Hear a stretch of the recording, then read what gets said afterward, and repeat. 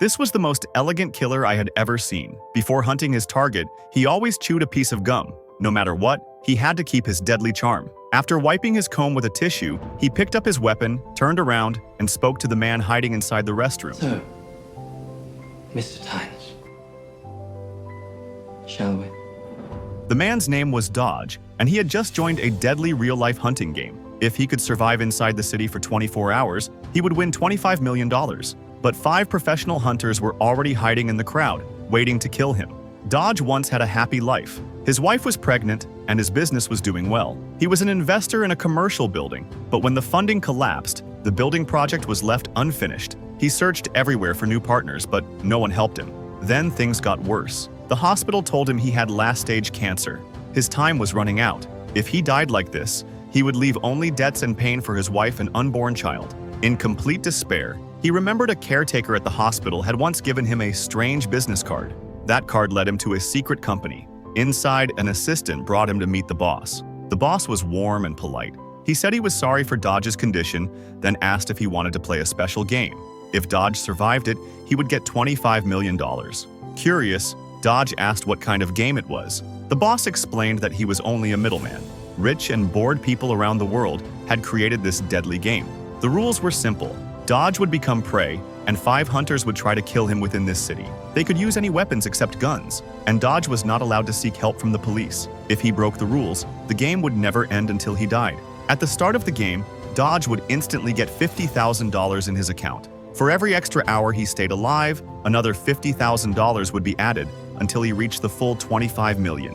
He would also be given one special phone. This phone could only show his money and call the boss. But each time money was added, his location would be exposed to the hunters for 15 seconds. The boss wrote down his number and asked Dodge to think carefully. Dodge, knowing he had little time left in life, decided to risk everything for his wife and child. He told his wife that the failed building was finally sold and his illness had a chance for treatment. The next day, he secretly met the boss in a restaurant. He handed over all personal items, keeping only his pain medicine. The boss gave him the special phone. As Dodge checked it, the first $50,000 had already arrived. The boss warned him that hunters were already hiding inside the restaurant. If Dodge wanted to survive, he had to escape fast. At 6:45 p.m., the game officially started. Dodge rushed out of the restaurant. Every stranger in the city could be a hunter. He jumped onto a bus, but a long-haired man sat beside him and tried to open a box.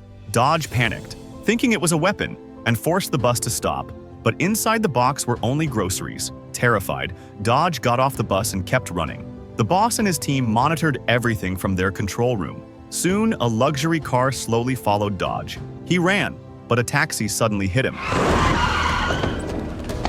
Injured but alive, he kept moving until he entered a busy shopping mall. He sat down at a shoe shine stall, hiding behind a newspaper. But the old man kicked him away for wearing sneakers. Dodge quickly slipped into an elevator with a mother and child. Just before the doors closed, a British man in a suit stopped the elevator and entered. Dodge instantly became suspicious and quietly grabbed a pen from a woman's bag for protection. At the 20th floor, the British man left with the mother and child, making Dodge breathe in relief. But as Dodge stepped out, the British man followed.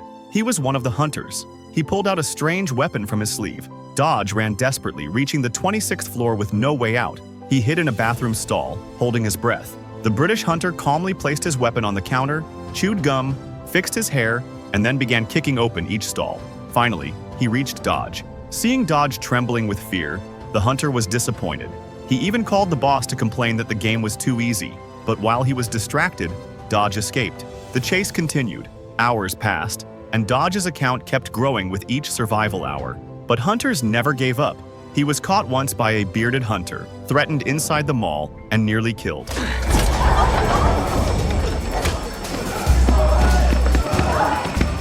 At another time, he managed to escape through a church where a priest turned out to be another hunter. The priest locked all exits and attacked Dodge with a hammer. Dodge fought desperately, using the church door to trap the priest's hand before escaping, wounded and bleeding. Dodge tried calling the boss to end the game, but the boss reminded him that once it began, there was no quitting. The only way out was to survive until sunrise. With his injuries worsening, Dodge hid inside a car trunk but realized leaving the city was against the rules. If he escaped the boundaries, the game would never end. He returned to the city, continuing to run for his life. Along the way, he even saw families and children, reminding him of his own wife waiting at home. He almost broke down but pushed forward. More hunters attacked, on motorcycles, on ships, in alleys, and even inside the subway. Each time, Dodge barely escaped, sometimes by pure luck, sometimes by quick thinking. In one encounter, he discovered the truth. He was never sick. The hospital report was fake. The boss had tricked him into joining the game, even bribing Dodge's best friend to secretly drug him. Furious, Dodge realized everything was a setup, but now there was no turning back. The only way to save his wife and unborn child was to finish the game. Near the end, Dodge set traps inside an abandoned factory. One by one, the remaining hunters arrived. British man, bearded man, and the female assassin. Dodge fought with everything he had. Even his old friend appeared, torn between betrayal and regret. Explosions and fire filled the factory as Dodge made his final stand.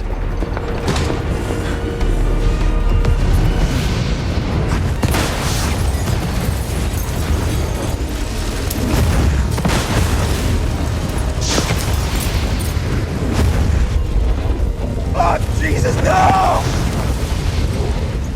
At last, only the British hunter remained. He cornered Dodge on the rooftop. Just as he prepared to kill him, the sun rose. The game was officially over. The hunter, true to his word, stopped his attack. Sunrise. The hunt's over. With his usual charm, he greeted Dodge's wife politely before leaving. Moments later, Dodge received a call from the boss. The money, all $25 million, was now in his account. After enduring a night of blood, fear, and survival, Dodge finally returned to his wife. Their nightmare was over, and a new life awaited them.